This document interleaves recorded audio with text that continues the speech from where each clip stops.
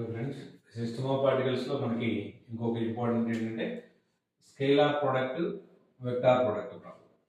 So first scalar product ఎలా చేయాలో చూద్దాం.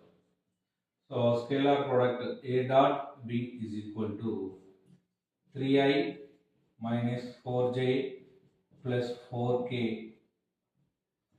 dot minus 2i plus j minus 3k. So dot product లో రెండింటిని సేమ్ ఐ కోఎఫిషియంట్ తో జే కే కోఎఫిషియంట్ తో మల్టిప్లై చేస్తే సరిపోతుంది. So that is equal to 3 into 2 minus 6 i into i square. Next 4 into 1 minus 4